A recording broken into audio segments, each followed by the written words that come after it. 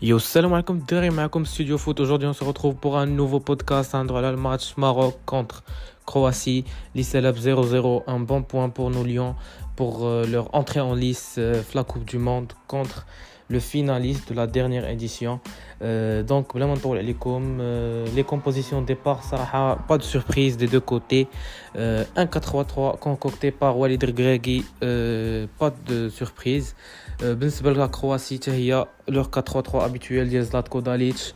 La seule chose il a préféré Vlasic على Lovro Majer et Orzic.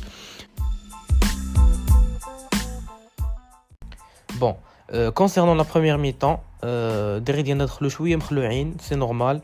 Début de compétition, on joue contre le finaliste, mais bon, Romain Saiss a su élever la voix et remettre les choses à l'ordre. Mais le plan de Walid Regragui كان واضح, défendre en bloc. Donc, il a opté pour un 4-1-4-1 ou là un 4-5-1 pour bien défendre. صراحة نجحنا في هذا السيكتور. On a bien défendu toute la mi-temps. Comme le montrent les stats, 59% de possession pour la Croatie. On n'a que 41%. On n'a pas eu de tir cadré de la mi-temps. Pas d'occasion franche de notre côté. Eux, à la fin de la première mi-temps, j'ai eu deux occasions. Yassine Bounou, notre héros national, Yassine Bounou, il sort un grand match, des matchs aussi importants. Concernant la deuxième mi-temps, la même ligne de la première, défendre en bloc, être agressif, être sur les deuxièmes ballons, chose qu'ils ont mieux fait que la première période. Malgré les 71% de possession de la Croatie, aucune occasion franche en deuxième. Bono, arrêt. On a eu deux occasions, peut-être celle de Hakimi sur le tir cadré, le coup franc, et Nosser Mzraoui sur la tête qui malheureusement sort sur blessure. Et à sa place, Yahya Atiatla qui a fait une très belle entrée, d'ailleurs on va en parler après. Et l'entrée de Abdelsamad Zezouli à la place de Sofiane Boufal aussi, Abdelrazak Hamdallah et Abdelhamid Saberi. Maintenant, on passe directement les notes du match. Je vais donner ma note et mon impression sur chacun des joueurs de l'équipe nationale. Bon, Yassine Bounou, top, il nous a sauvé la fin de la première mi-temps. Deux arrêts très décisifs. Le long du match, il a été très bon. Franchement, quand je le vois, il m'inspire confiance. Bravo Yassine, continue comme ça. Je lui donne la note de 8 sur 10. Achraf Hakimi, je lui donne la note de 7 sur 10. Il a été aussi bon, franchement, que ce soit défensivement, surtout défensivement, ce match face à Modric et face aux autres joueurs, je l'ai trouvé bon. Même offensivement, c'était le seul, on va dire, qui donnait un peu de profondeur et de vitesse sur les côtés. Bravo Achraf, continue comme ça toi aussi. Romain Saiss, 6,5 sur 10, le leader, le taulier, celui qui donne la voix. Bravo Romain.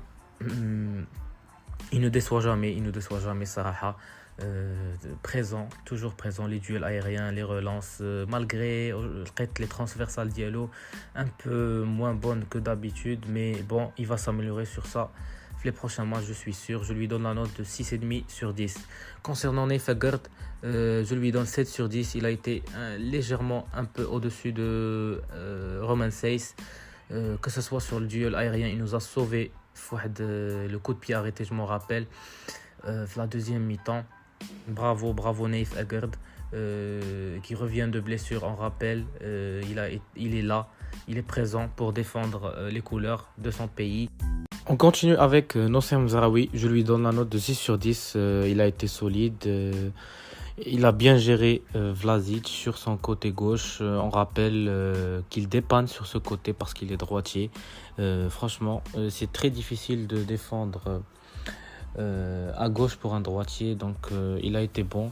Bravo Nosser, continue comme ça. Et malheureusement, pour la blessure, on espère qu'il sera là pour le prochain match. On passe directement au milieu de terrain. Soufiane Amrabat qui a été pour moi, très très bon. Il a sauvé les erreurs de Amellah Younahi qui n'était pas au niveau. Bravo, Soufiane. Je lui donne 7,5 sur 10. Il a été très bon. Il a récupéré beaucoup de ballons, beaucoup de duels. Bravo, Sbadiena, Soufiane Amrabat. On passe à Azdin Ounahi qui récolte la note de 4 sur 10. Tout simplement, c'est son pire match sous nos couleurs. Il était méconnaissable, il a perdu un nombre innombrable de ballons, il s'est fait bouger physiquement, surtout en première période. Techniquement, il était vraiment pas au niveau aujourd'hui. Donc, mais bon, on a confiance en notre petit Azdin. Il est encore jeune, on sait. C'est son premier match en Coupe du Monde. Allez, deuxième match en step-up. On continue avec Selim Emlah qui y avait des doutes à sa participation pour ce match. Je lui donne la note de 4,5 sur 10 parce que je lui trouvais légèrement au-dessus de Ounahi. Mais ça reste très très insuffisant pour Selim Emlah qui a sorti une CAN que j'ai trouvé très correcte. Mais bon, c'est pas grave, faut se relever et rehausser le niveau dès le prochain match parce que c'est la Belgique qui nous attend et ça va être dur. Amellah qui n'a pas été bon sur ce match. On passe directement en attaque pour Hakim Ziyech. Je lui donne la note de 6 sur 10. Niveau défensif, il a été irréprochable. Il a très bien couru. Il a bien défendu malgré le peu de temps de jeu qu'il avait avec Chelsea. Il s'est battu, il est revenu défendre avec Hakimi pour l'aider sur le côté droit. Bravo Hakim, mais offensivement, je trouvais ça va pas mal, mais encore un peu brouillant. Mais bon, c'était, on va dire, le meilleur offensif sur le terrain. Il a été correct, voire bon. On passe directement à Soufiane Boufal. Lui aussi, pour moi, il a été décevant. Et c'est l'un des pires matchs que j'ai vu jouer avec l'équipe nationale. Je donne 4 sur 10 aussi. On ne l'a pas reconnu, franchement, vers les 1v1, les dribbles, les passes, les mauvais contrôles. Il n'était pas dans son match, malheureusement, Soufiane Boufal, qui a été vite remplacé, on a vu, en début de deuxième période par Abdessamad Zazouli. Mais Soufiane Boufal, on a confiance aussi en toi, celui qui nous a sauvés. Flacan, on rappelle beaucoup de fois contre le Ghana, l'Égypte, premier penalty. Mais bon, et pour le défendre, je trouve en première période qu'il était très bien cerné. Il y avait 3 joueurs autour de lui. C'était difficile de faire quelque chose, surtout avec Nosser Mzraoui qui ne dédoublait pas vraiment. Je crois que c'était une consigne pour rester bien solide derrière. Mais bon, on espère le meilleur pour le prochain match, Inch'Allah, Soufiane Boufal. Bon, pour le poste de numéro 9, Youssouf N'Seiri, ça va, je lui donne un petit 5 sur 10. Toujours, il n'est pas avare d'effort, il fait le pressing, il n'hésite pas à presser, à courir, à compenser défensivement. J'ai une occasion en tête où Mazraoui reste blessé et revient jouer le poste de latéral gauche. Il est toujours combatif.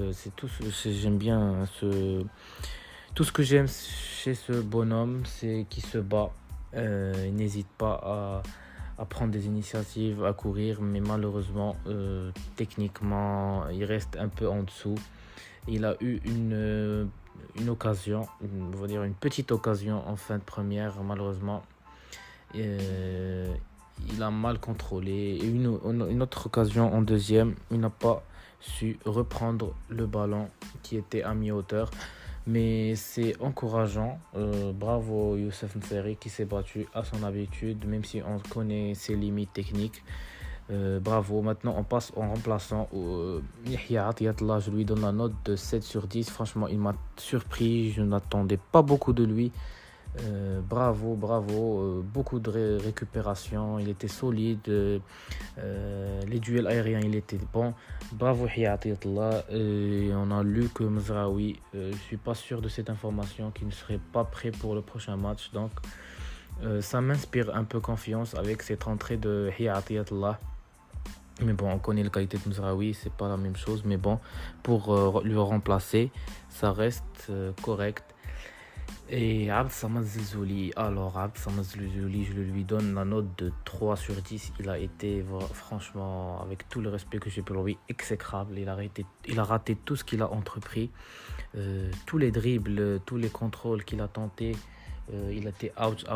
Il a été remplacé à la place de Bouffel, mais il a réussi d'être pire que lui. C'est très dommage pour le natif de Beni Mellal, mais confiance en lui. Pour le prochain match, il va marquer un petit but qui va nous sauver. J'ai confiance en lui pour changer la donne. Autre remplaçant, Abdelrazak Hamdallah. Abdelrazak Hamdallah, comme on connaît, c'est pas le pressing de Youssouf N'Sery, c'est pas la combativité de Youssouf N'Sery, mais pour le défendre, il a eu franchement très peu, voire zéro ballon à jouer, avec Abd Samad Zelzouli à côté de lui, qui a fait une entrée, comme on a dit, entre parenthèses, honteuse, mais il a reçu quasi aucun ballon à jouer.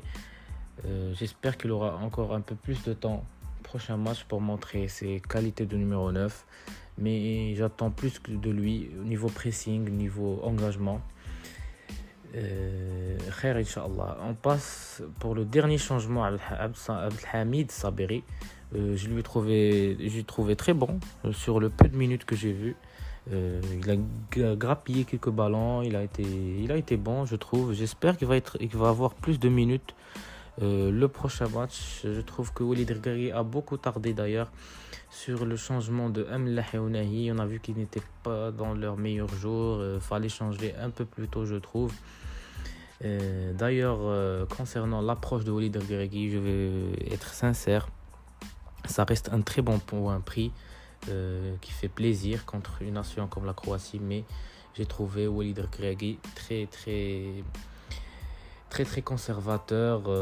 Il a beaucoup reculé, je trouve, sur les deux mi-temps. Au moins la deuxième mi-temps, fallait un peu aller chercher ces Croates parce que je les ai trouvés très moyens, moi. Mais bon, c'était sa stratégie, je la respecte et je suis content parce que ça a donné fruit. Un point très cher pour l'équipe nationale. Concernant le prochain match de la Belgique, j'attends plus surtout des deux milieux de terrain, Ounahi, Amlah, et de la continuité de la défense qui a été convaincante sur ce dernier match, et surtout offensivement avec plus de réalisme et une chose très importante, de mieux jouer les coups de pied arrêtés, chose que la sélection n'a pas bien fait malheureusement le dernier match, sachant que c'est une force offensive avec Neif Aguerd et Roman Seyss et Hakim Ziyech qui les tire très bien, Achraf Hakimi aussi. Donc on espère le meilleur pour notre sélection dimanche contre la Belgique. Allez, ciao les gars, j'espère que vous avez bien aimé ce podcast.